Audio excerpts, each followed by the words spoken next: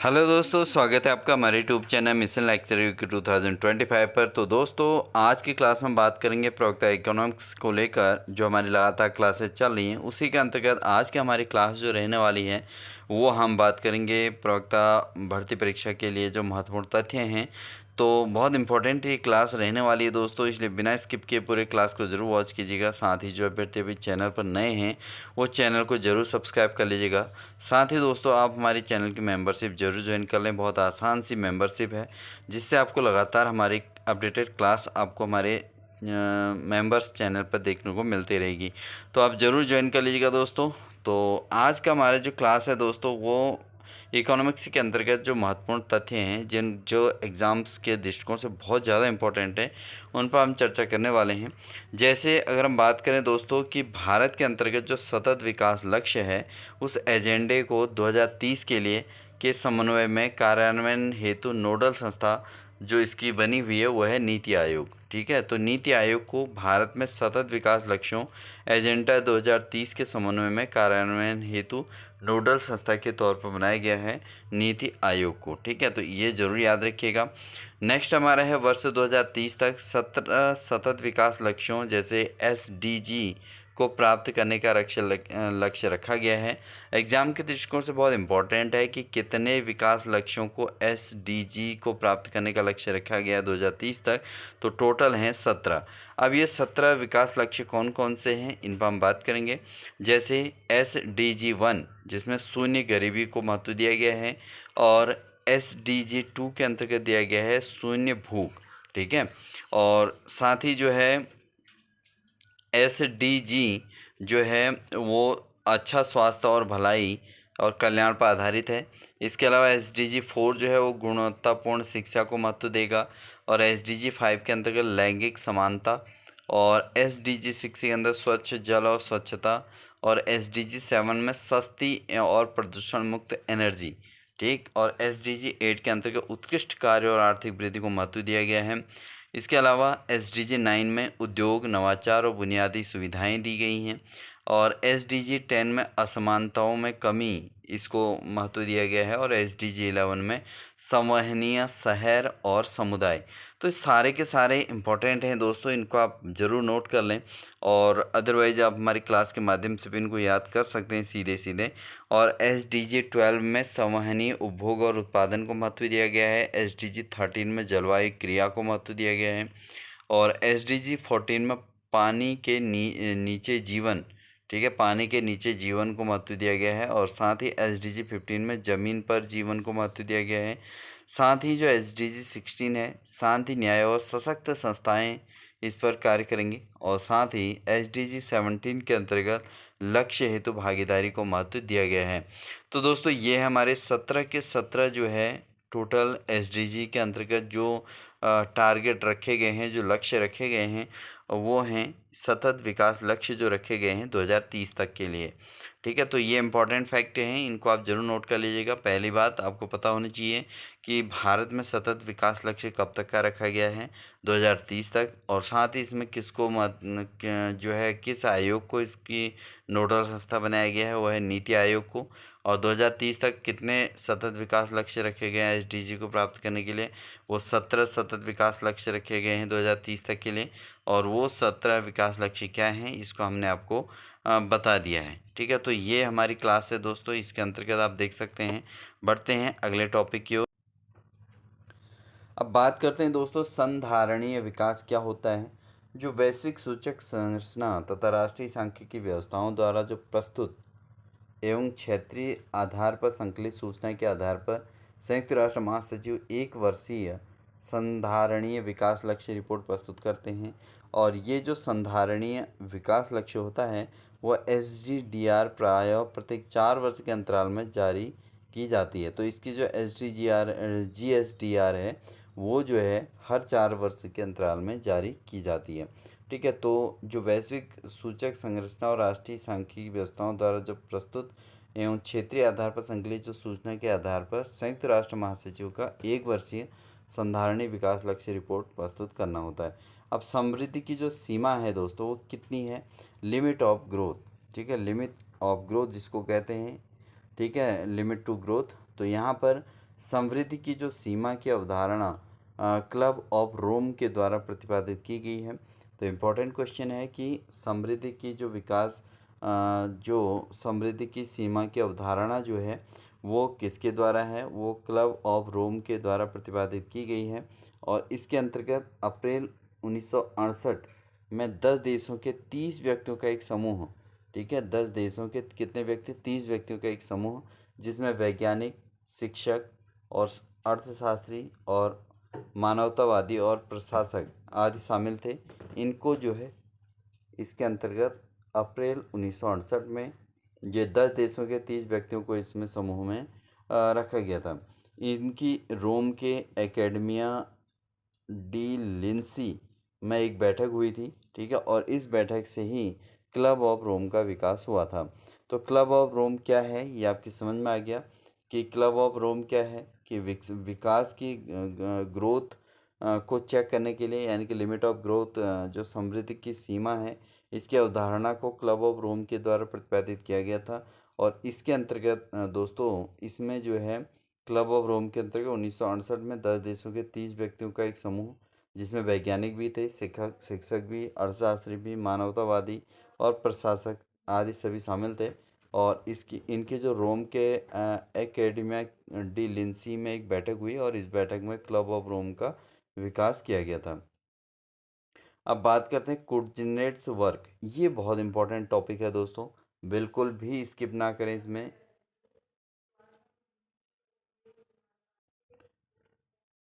Kuznets work जो है ये क्या है, कुजनेट्स वक्र, तो ये कुजनेट्स कर्व इसको बोलते हैं इंग्लिश में।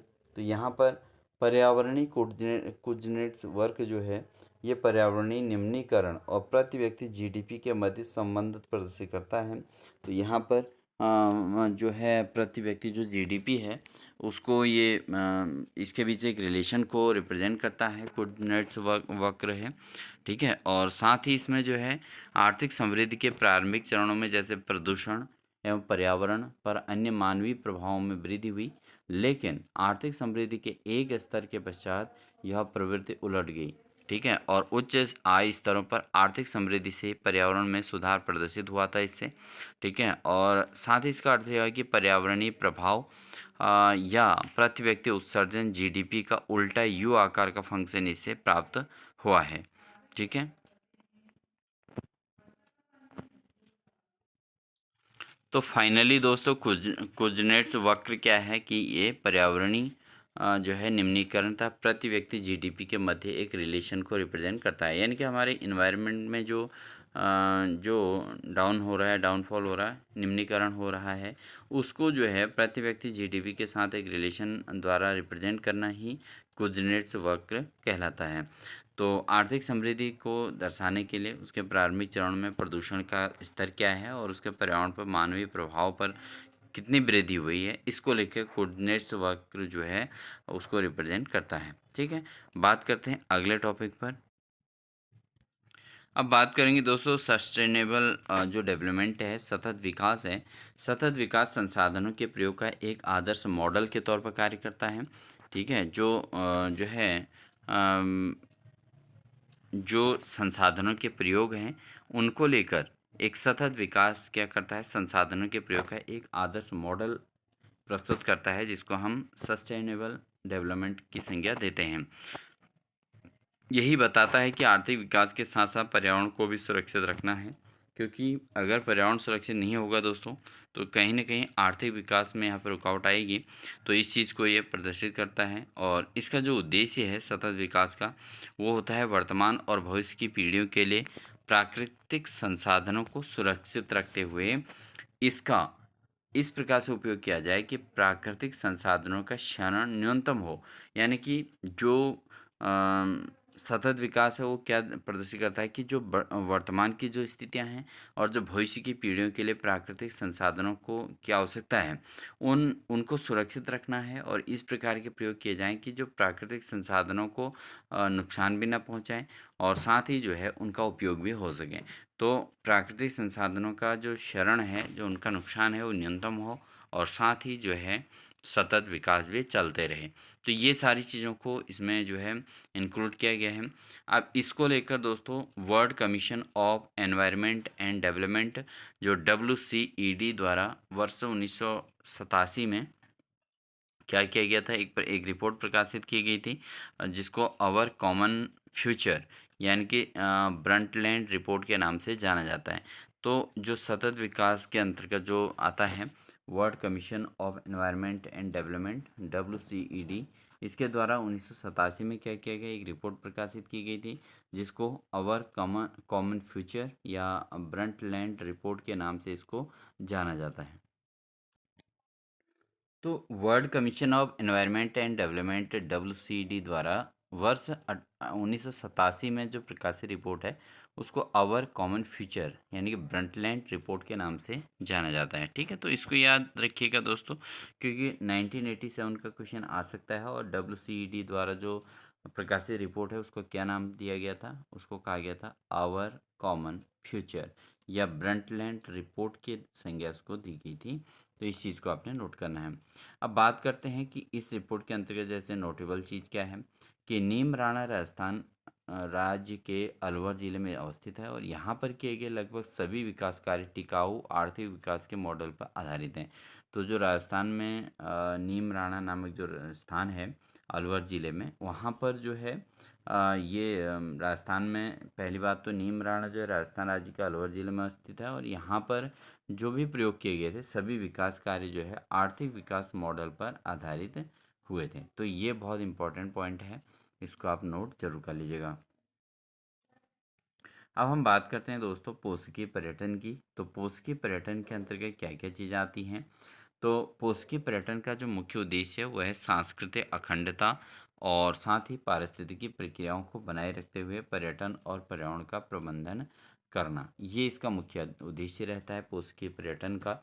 तो इसको आप ज़रूर नोट कर लीजिएगा। साथ ही इसमें जो UNWTO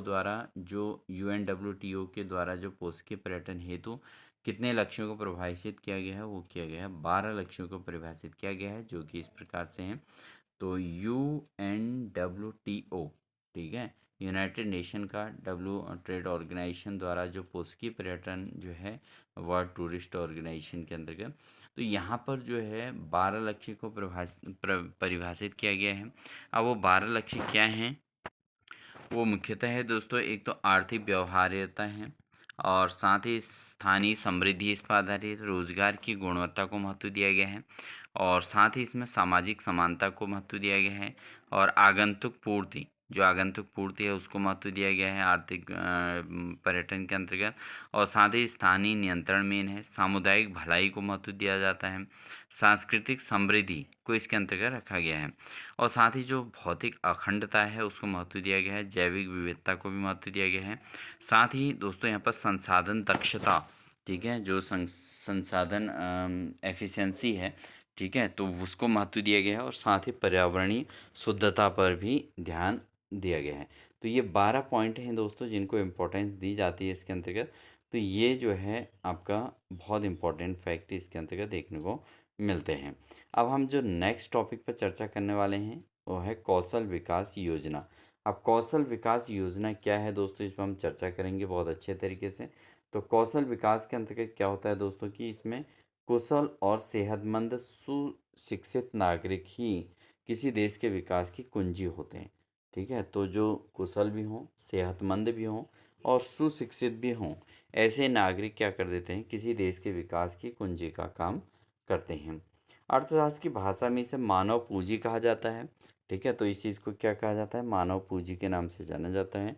साथ ही प्रधानमंत्री कौशल विकास योजना जो युवाओं को कौशल प्रशिक्षण प्रदान कर मानव पूंजी को बढ़ाती है। तो ये मानव पूंजी को बढ़ाने का साधन है जिसको अर्थशास्त्र की भाषा में क्या कहा गया, मानव पूंजी के नाम से कहा गया। लेकिन जो देश के विकास की कुंजी के रूप में कार्य करता है वो क्या है, एक कुशल, सेहतमंद और सुरक्षित नागरिक। क्योंकि अगर देश के अंतर्गत सुरक्षित नागरिक नहीं होंगे दोस्तों, तो कहीं न कहीं मानव पूंजी कम हो जाएगी और इससे क्या होगा, देश में जो है विकास होना मुश्किल हो जाएगा। क्योंकि किसी भी प्रकार की, चाहे साइंटिफिक हो, चाहे किसी भी प्रकार के डेवलपमेंट हो रहा हो, चाहे इन्वायरमेंटल हो, चाहे कुछ हो, तो कोई भी प्रकार के जो भी चेंजेज हो रहे हैं, वो उसका मेन माध्यम क्या है? मनुष्य है। और अगर मानव ही सुरक्षित नहीं है, वो सेहतमंद नहीं है, कुशल नहीं है, तो ऐसी स्थिति में देश का विकास जो है पॉसिबल नहीं है। तो अर्थशास्त्र की भाषा में इसी को मानव पूंजी नाम दिया जाता है। प्रधानमंत्री कौशल विकास योजना जो होती है, वो युवाओं को कौशल प्रशिक्षण प्रदान कर मानव पूंजी को बढ़ाती है। तो ये मेन बात है कि प्रधानमंत्री जो कौशल विकास योजना है, वो क्या कर देती है? युवाओं में जो है स्किल डेवलपमेंट करती है, और साथ ही जो है इससे क्या कर देती है? ह्यूमन जो विल पावर है उसको जो है बढ़ाती है, उसके कार्य करने की दक्षता को बढ़ाती है, और ये जो है एक मानव पूंजी के रूप में कार्य करती है। तो किसी भी देश के आर्थिक विकास में मानव का विशेष रोल है, और उसी का प्रभाव यहाँ पर देखने को मिलता है। साथ ही दोस्तों, शिक्षा में निवेश को मानव पूंजी का एक प्रमुख स्रोत माना जाता है। अगर मानव पूंजी के अंतर्गत शिक्षा पर निवेश किया जाए, तो ये कहीं न कहीं एक बहुत बड़ा स्रोत है जो मानव पूंजी को डेवलप करता है। और इसके अतिरिक्त स्वास्थ्य में निवेश किया जाए, कार्य के दौरान प्रशिक्षण किया जाए, दिया जाए, और साथ ही प्रबंधन और सूचना आदि मानव पूंजी निर्माण के अन्य स्रोत के तौर पे जाने जाते हैं। यानी कि जो किसी भी देश की शिक्षा और उस पर जो निवेश होता है, वो मानव पूंजी का एक प्रमुख स्रोत है। इसके अतिरिक्त स्वास्थ्य में जो निवेश किया जाए, कार्य के दौरान प्रशिक्षण हो, प्रबंधन हो, सूचना हो, आदि मानव पूंजी निर्माण के अन्य स्रोत के तौर पे जाने जाते हैं। ठीक है, ये बहुत इंपॉर्टेंट पॉइंट था।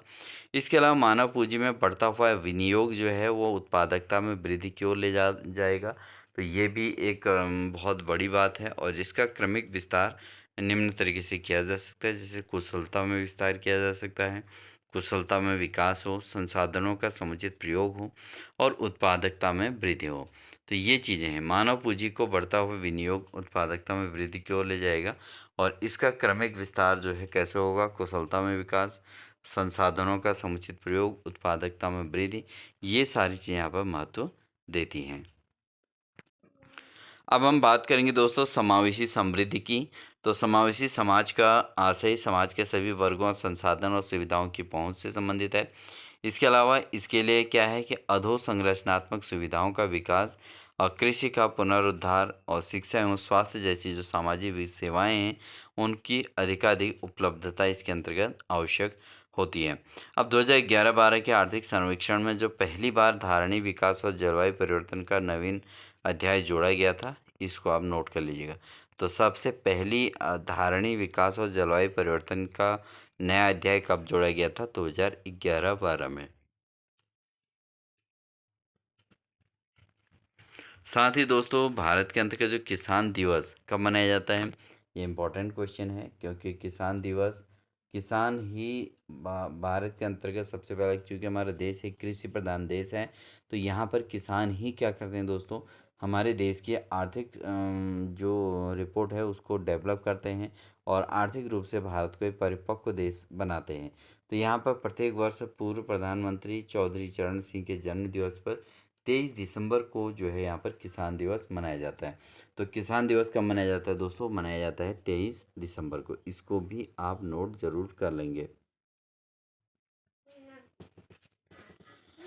अब बात करते हैं दोस्तों जेनेटिक उद्योग की। तो जेनेटिक उद्योग क्या है, इस पर बात करेंगे। तो इकोनॉमिक्स है दोस्तों, ये सारी चीज़ें आपको इसमें आपके सिलेबस में रखी गई हैं, और यूनिट के अकॉर्डिंग तो उन पर बात कर रहे हैं। तो ऐसे उद्योग जो विक्रय के उद्देश्य से निश्चित प्रजाति के पौधे तथा जंतुओं के प्रजनन तथा वृद्धि में संलग्न हों, ऐसे उद्योग को हम जेनेटिक उद्योग कहते हैं। ठीक है, तो कैसे उद्योग? जो उद्योग विक्रय के उद्देश्य से निश्चित प्रजाति के पौधे और जंतुओं के प्रजनन तथा उनकी वृद्धि में संलग्न रहते हैं, तो ऐसे उद्योग को हम क्या कह देते हैं? ऐसे उद्योग को हम विक्रय के उद्देश्य से बने हुए होते हैं, और इनको हम जेनेटिक उद्योग कहते हैं। ठीक है, और साथ ही दोस्तों यहाँ पर जो ऐसे उद्योग का मुख्य उद्देश्य क्या होता है? विक्रय से लाभ कमाना होता है।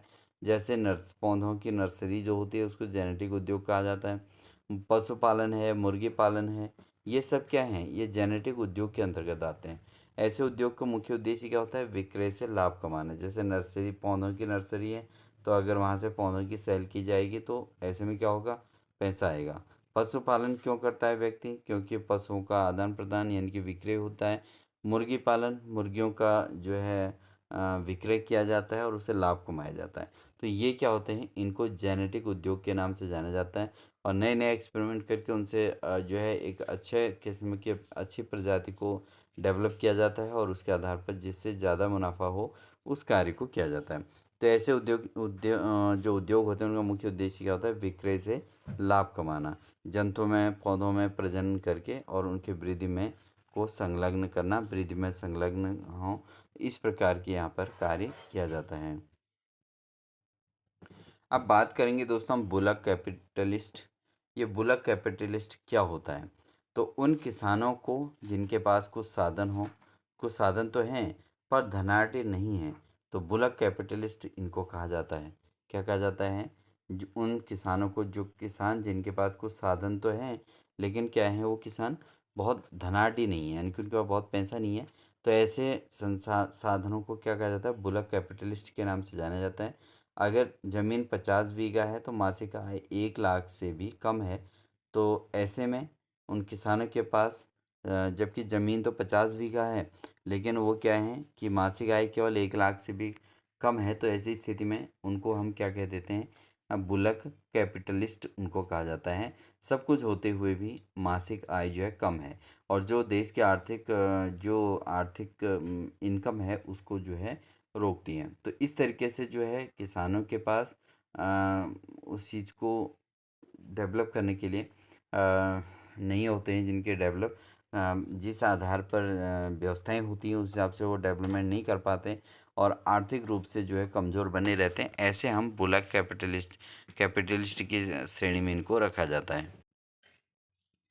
साथ ही दोस्तों जो लॉयड और सुसेन रुडोल्फ, ठीक है, 1987 के अनुसार, तो लॉयल और सुसेन रुडोल्फ ने जो 1987 में अपनी जो इस पर आधारित जो व्याख्या दी थी वो क्या थी, बुलक कैपिटलिस्ट ऐसे स्वनियोजित और स्वक्ति पोषक उत्पादक होते हैं जिनके पास बैलों की जोड़ी के साथ साथ पर्याप्त बड़ी जोत भी होती है। तो ऐसे ये होते हैं बुलक कैपिटलिस्ट। इनके बाद क्या होता है, इनके बाद क्योंकि ये 1987 में ये बात कही गई है तो उस समय साइंस उतना डेवलप था नहीं, तो उस आधार पर जो है वहाँ पर उस समय बैलों की जोड़ी को महत्व दिया गया है और इसमें जो है पर्याप्त बड़ी जोत भी है, खेत भी है, मतलब अच्छी खासी खेती भी है और साथ ही जो है क्या है, बैलों की जोड़ी भी है। तो इसको उन्होंने लॉयड और सुसेन रुडोल्फ ने 1987 में ये बात कही थी, तो उन्होंने इसको बुलक कैपिटलिस्ट की संज्ञा दी थी। अब बात करते हैं भारत में भूमि सुधार और उसका उद्देश्य क्या है।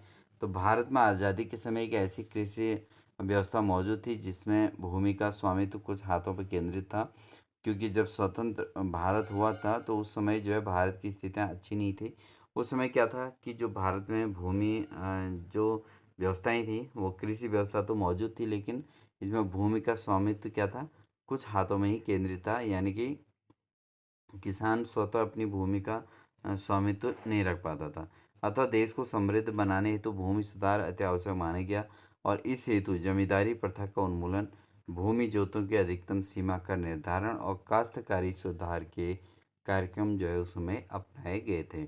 साथ ही सामान्य रूप से भूमि सुधार और विशेष रूप से जो पट्टीदार सुधारों का उद्देश्य सामाजिक न्याय के दृष्टिकोण से पट्टों और जोतों के स्वामित्व का जो है पुनर्वितरण किया गया और साथ ही भूमि के अनुकूलतम उपयोग की दृष्टि से इसको प्रचलनात्मक जोतों की पुनर्संगठित इसको करना इसको होता है। ठीक है, ये सारी चीज़ इसके अंतर्गत देखने को मिलती हैं।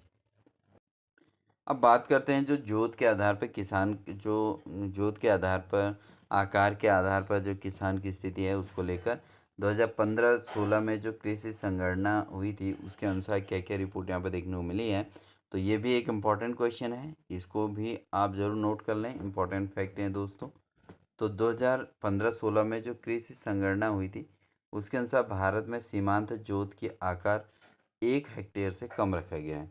ठीक है, जो सीमांत जोत है उसका आकार 1 हेक्टेयर से कम है और लघु जोतों का आकार जो है 1 से 2 हेक्टेयर है। ठीक है। जो सीमांत जोत हैं उनका आकार क्या है, 1 हेक्टेयर से कम। और साथ ही जो लघु जोत हैं उनका आकार कितना है, 1 से 2 हेक्टेयर है। और अर्ध मध्यम जो जोत हैं आकार हैं उनका 2 से 4 हेक्टेयर रखा गया है। ठीक है। जो अर्ध मध्यम है उनका 2 से 4 हेक्टेयर, और जो मध्यम जोतों का जो आकार रखा गया है वो 4 से 10 हेक्टेयर का रखा गया है। ठीक है। मध्यम जोत जो है वो 4 से 10 हेक्टेयर की हैं। और अगर हम बात करें बृहत जोत के आकार की, तो 10 हेक्टेयर या इससे अधिक इसके अंतर्गत काउंट किया जाता है। तो एक मध्यम, बृहद, अर्ध मध्यम और लघु जोत, साथ ही जो सीमांत जोत हैं ये आपको देखने को मिले इसके अंतर्गत, क्योंकि कृषि संगणना 2015-16 के अनुसार ये रिपोर्ट है। तो उसमें सीमांत जोत 1 हेक्टेयर और लघु जोत 1 से 2 हेक्टेयर, अर्ध मध्यम जोत 2 से 4 हेक्टेयर तक की भूमि को अर्ध मध्यम जोत कहा गया है। इसके अलावा 4 से 10 हेक्टेयर की जो भूमि है उसको मध्यम जोत कहा जाता है। और बृहद जोत का मतलब है 10 हेक्टेयर से या इससे अधिक। ठीक है। तो ये बातें यहाँ पर देखने को मिलती हैं। तो इस प्रकार से दोस्तों यहाँ पर कृषि संगणना पर हमने जोत पर आधार पर चर्चा की, और साथ ही सभी प्रकार के टॉपिक्स आज के टॉपिक में हमने कवर किए हैं। और जो बुलक कैपिटलिस्ट हैं, ठीक है, रुडोल्फ का ना वुडजेनेट्स वक्र है, इस पर भी हमने चर्चा की थी। ठीक है। तो ये सारे जो भी इम्पोर्टेंट टॉपिक्स हैं ये आपके लिए काफ़ी हेल्पफुल होंगे आपके एग्ज़ाम्स के लिए। तो इसलिए आप चैनल पर बने रहें, और साथ ही जिन अभ्यर्थियों ने अभी तक हमारे चैनल की छोटी सी मेंबरशिप नहीं ली है उसको आप ज़रूर ज्वाइन कर लीजिएगा दोस्तों। केवल 59 रुपीज़ की यहाँ पे मेंबरशिप रखी गई है, कुछ भी इसमें नहीं जाएगा, बहुत कुछ आपको सीखने को मिलेगा। आई होप आप इसको ज़रूर ज्वाइन कर लेंगे। तो मिलते हैं आपको एक नेक्स्ट क्लास के साथ, और साथ ही आपके प्रिपरेशन इसी प्रकार से बने रहे। और इन्हीं पर टॉपिक्स पर हमें MCQ क्वेश्चंस के माध्यम से भी आपको प्रैक्टिस कराने वाले हैं। तो बहुत इम्पोर्टेंट ये क्लास का शेड्यूल रहने वाला है दोस्तों। तो इसलिए जो है चैनल पर बने रहें, चैनल को सब्सक्राइब कर लें, बेल आइकन दबा कर ऑल नोटिफिकेशन ऑन कर लें। मिलते हैं आपको नेक्स्ट क्लास के साथ, तब तक के लिए दोस्तों wish you all the best.